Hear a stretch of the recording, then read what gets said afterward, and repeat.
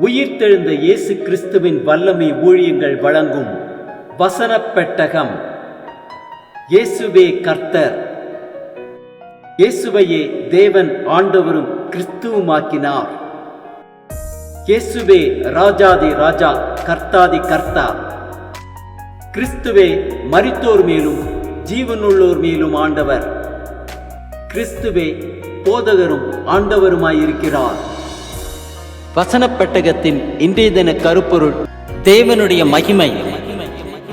கர்த்தாவே, மாட்சிமையும் வல்லமையும் மகிமையும் உம்முடையவைகள். தேவனுடைய மகிமையை குறித்ததான வேத வசனங்களை பார்க்கலாம். 1 நாளாகமம் 29:11 வாசிக்கிறோம்: கர்த்தாவே, மாட்சிமையும் வல்லமையும் மகிமையும் ஜெயமும் மகத்துவமும் உம்முடையவைகள். வானத்திலும் பூமியிலும் உள்ளவைகள் எல்லாம் உம்முடையவைகள். கர்த்தாவே, ராஜ்யம் உம்முடையது.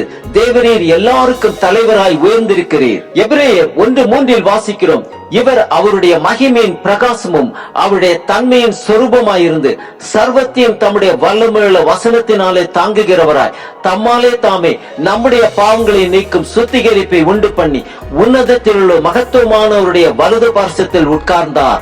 யோவான் 1:14 வாசிக்கிறோம்: அந்த வார்த்தை மாம்சமாகி கிருபையினாலும் சத்தியத்தினாலும் நிறைந்தவராய் நமக்குள்ளே வாசம் பண்ணினார். அவருடைய மகிமையை கண்டோம். அது பிதாவுக்கு ஒரே பேரானவருடைய மகிமைக்கு ஏற்ற மகிமையாகவே இருந்தது. 2 கொரிந்தியர் 3:18 வாசிக்கிறோம்: நாம் எல்லாரும் திறந்த முகமாய் கர்த்தருடைய மகிமையை கண்ணாடியிலே காண்கிறது போல கண்டு ஆவியாய் இருக்கிற கர்த்தரால் அந்த சாயலாகத்தானே மகிமையின் மேல் மகிமை அடைந்து மறுரூபப்படுகிறோம். 2 கொரிந்தியர் 4:6 வாசிக்கிறோம்: இருளில் இருந்து வெளிச்சத்தை பிரகாசிக்க சொன்ன தேவன் இயேசு கிறிஸ்துவின் முகத்தில் உள்ள தமது மகிமையின் அறிவாகிய ஒளியை தோன்ற பண்ணும் பொருட்டாக எங்கள் இருதயங்களிலே பிரகாசித்தார். கொலோசியர் 1:27 வாசிக்கிறோம்: புறஜாதிகளுக்குள்ளே விளங்கிய இந்த ரகசியத்தில் உள்ள மகிமையின் ஐஸ்வர்யம் இன்னதென்று தேவன் தம்முடைய பரிசுத்தவான்களுக்கு தெரியப்படுத்த சித்தமானார்.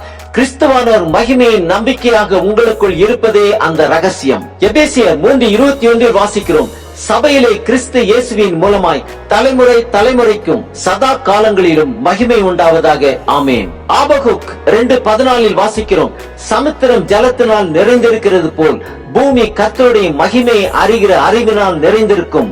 ஏசாயா 42:8 வாசிக்கிறோம்: நான் கர்த்தர், இது என் நாமம், என் மகிமையை வேறொருவனுக்கும் என் துதியை விக்கிரகங்களுக்கும் கொடேன். மத்தேயு 24:30 வாசிக்கிறோம்: அப்பொழுது மனுஷகுமாரனுடைய அடையாளம் வானத்தில் காணப்படும்.